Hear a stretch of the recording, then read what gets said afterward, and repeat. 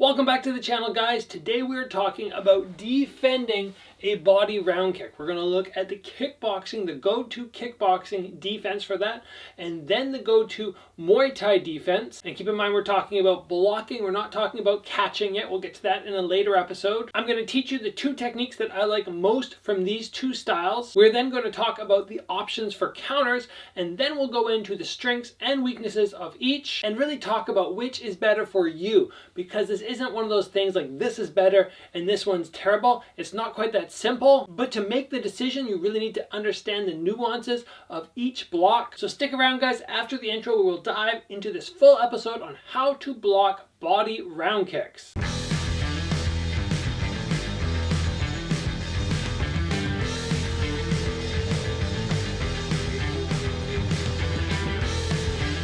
Alright guys, before we get started, I just want to remind everybody, 2 days left to submit your video to be a part of the upcoming episode where I will take videos that have been submitted, I will analyze them, and everybody on YouTube can check out the footage of these kickboxing, Muay Thai, MMA athletes around the world and see how a kickboxing world champion assesses them, breaks it down, and the advice they get from me. Anyway, if you're wanting to be a part of that, 2 days until the submission deadline is up, and I think it's going to end up being a really exciting episode for me to make and for you guys to watch when I'm finished. Now guys, as I said in the introduction, we're going to be going through technique and then counters. Then we'll move into the strengths and weaknesses of the Muay Thai style for blocking, the kickboxing style for blocking, and finally, we're going to talk about which one is better. Now, guys, to make this a little easier for you, if you do not want to stick around and watch the technique portion, I have chapters in this video, so you can just skip ahead to whatever section you prefer. But getting the technique down perfect, or as close to perfect as we can possibly be, is very important.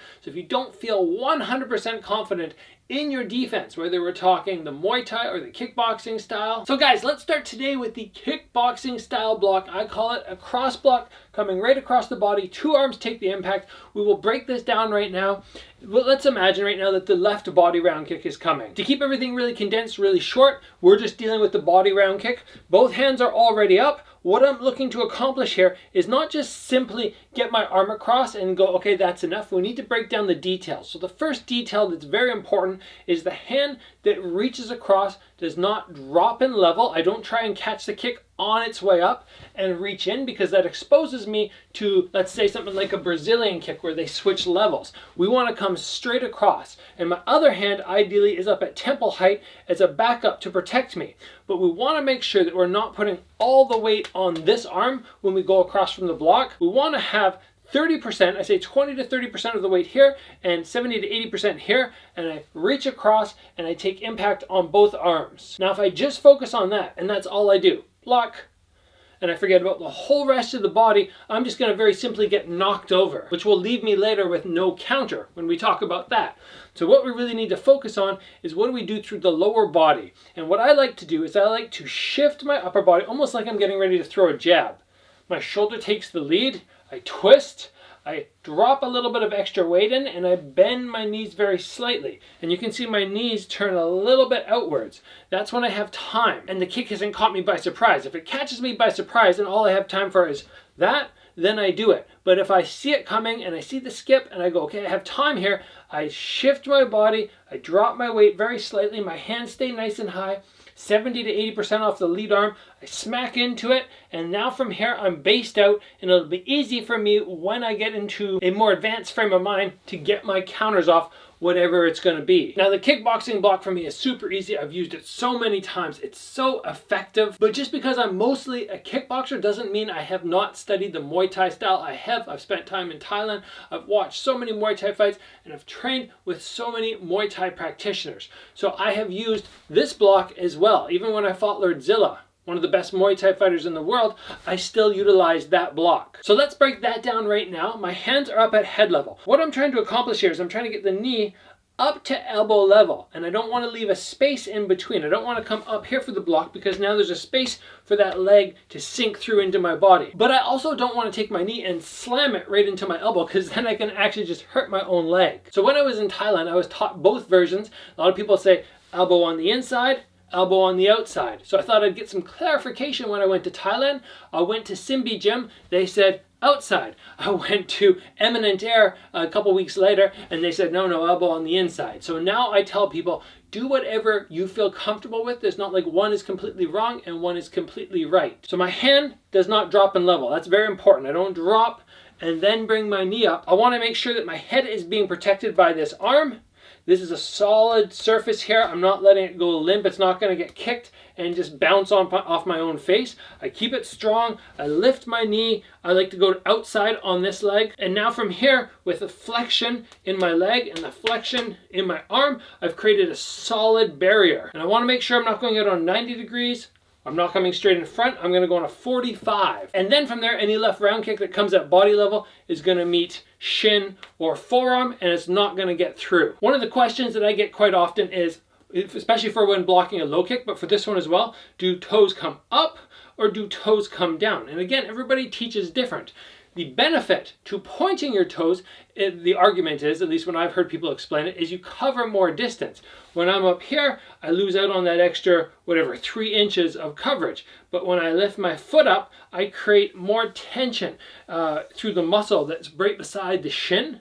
And I prefer this method because I feel like it supports the shin and there's less chance of that shin getting battered and me not being able to continue in the fight because it's just getting pummeled over and over again with no support. So I always, whether I'm blocking a low kick or whether I block a body round kick, I lift my toes up. I don't even have to think about it now. It's just muscle memory for me. The leg I'm standing on is obviously not locked out and straight because I don't fight like that anyway. There's a slight bend in it. So when I lift, I have a little bit of weight downwards, just like when I do my kickboxing block, I bend my knees a little bit. Same thing here. All right, guys, I think that's enough on the technique. Just a quick little run through. Let's move on to the counters. In terms of kickboxing, the way I see it very often is the kickboxing block for the body round kick, it's much better to let the hands go.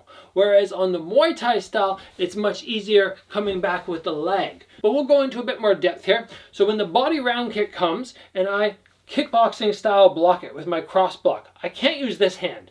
This hand, sure, it could snap out, but it's going to have so little power on it, it's not even worth throwing that out at that point, I don't think. It's the back arm, because if I twisted my shoulders properly, now this back arm is cocked up, it's ready to explode out. So I'm just choosing from here, do I want to come with a long range cross? Are they far away? Did they utilize distance on the round kick? Or if they're a little bit tighter, they're here, and the round kick, the straight punch feels like it's going to get jammed, then I come either with an uppercut or a hook. My personal preference is the cross. I find that one works best. The other one which you can implement, which works quite nicely, is bracing from here and then coming in with the low kick, because they're going to kick at you and drop, and then you can chop that leg. But for the kickboxing style cross block, I think those are the go-tos. It's either 1 or 2. Those are my favorites. If you want to go hook or uppercut, those are both possible. Really, anything else doesn't make as much sense as those 4. Now, if you happen to block with Muay Thai style, the easiest and the most common one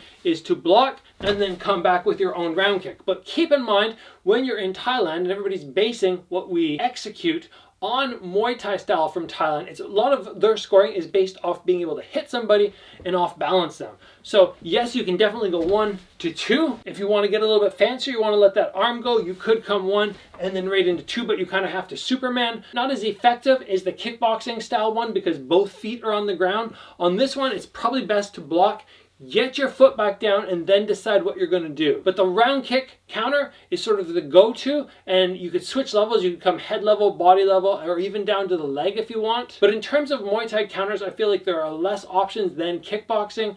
Kickboxing, we can go low kick, we can come 1, 2, or 3. For Muay Thai, I'd say it's just block and then come back with your round kick. Or if you want to get fancier, the cross. Other than that, I'm not really too into trying to come with knees or front kicks or anything like that. But that's just my opinion, guys, because this is all about what has worked best for me. I'm sharing you my knowledge from experience, trying things out, having them fail, or being successful with them. For me, that's been the most successful. Now let's talk about the strengths and weaknesses of both blocks. So the first thing that we have to recognize with this one right here is with both feet on the ground, I am stable. I know a lot of people say like, oh, if a Muay Thai guy kicks you and you block like that, you're going to get knocked over. How the heck are you going to knock me over here and you think this is stable? That doesn't make sense to me. One is on one foot, one is on two. On this one, I can drop my weight and have two supports. This to me is the much more stable block. The downside of this one is if you have somebody who's very, very good, they're very good at using long range round kicks, it can become very difficult to get the counters off, but this is assuming they're super high level. For somebody like Buakaw, aside from somebody like that, I've never struggled getting counters back on the round kick with this Dutch style block. But if you feel like you're a little sluggish and you just end up eating kicks like this over and over and over and you're not getting your counters off, this will keep you safe. But a weakness is, of course, the lack of distance that you're able to utilize on your counters. Another weakness of this style here is it does not cover as much as the Muay Thai style block. We're only covering from top of the fist to elbow. That's pretty much it. If they come down to leg level, I'm done. If I lift up really high here and they go to the body, I'm done. If I come down too low and they go to the head, I'm done. So you have to be able to assess midway through the kick. Okay, he's coming at head level, I'll lift up a little higher. Oh, he's coming down to hip level, I'll bend my knees. I'm not going to go like this, but I'm still going to open up the top of my head just a little bit. The coverage area is a little bit less. But because you're using two arms, I really like the fact that you can double up on this impact and there's less likelihood of this arm breaking down. Because now when we switch to the Muay Thai style, if we come up here and the guy happens to come high and instead of hitting here or in the elbow / knee, he catches in the forearm and you don't have good flexion there, your arm is loose, then all the impact goes on the bone. And I've seen guys before break that bone there, shin versus forearm. This one cracks, the shin's not going to give out. But we were just talking about distance as well, so a nice factor here is if the guy throws the round kick and I block and I come back, I'm able to utilize the same distance that he just had and I'm not going to be going, oh shoot, I can't reach him. Another reason that I find this block a little bit less likely to be as effective as the other is this is so easy. It's so fast, whereas lifting a leg is often much slower and it also requires you being in a more narrow stance. If you like fighting out of a narrow stance and you're not a power puncher, then this block is fine for you. But if you're somebody who likes to base out and get solid punches and go for the knockout, you're going to have much more success with this block than trying to gather that back leg up and lift it in the air. But before we were talking about coverage, this one doesn't block that much. This one here, you can block low kick, middle kick, head kick. As soon as you see the kick come, you just lift the leg up and you know you're covered completely on that side. So now we move on to which one is better, which one is stronger, which one do I suggest you should use. And as I said at the beginning of the episode, I'm not going to tell you that the Muay Thai block is far superior than the kickboxing or vice versa. They are both fantastic blocks. They have both been tried by both styles over and over by hundreds of thousands, if not millions of people, and they continue to work. They work for a reason. They're effective. What you have to really do is sort of soul search and go, okay, do I like being in my narrow stance? If I'm in a narrow stance, it's probably better to utilize the Muay Thai style block. If I'm in a wide stance, the cross block from kickboxing makes more sense. If you're somebody who likes to return, who likes to kick a lot, again, we go back to the Muay Thai style so you can counter. If you're solely a puncher, then why even bother checking like this? Because now the punch back doesn't make sense. And then we can also look at height and size. If you're somebody who's much shorter,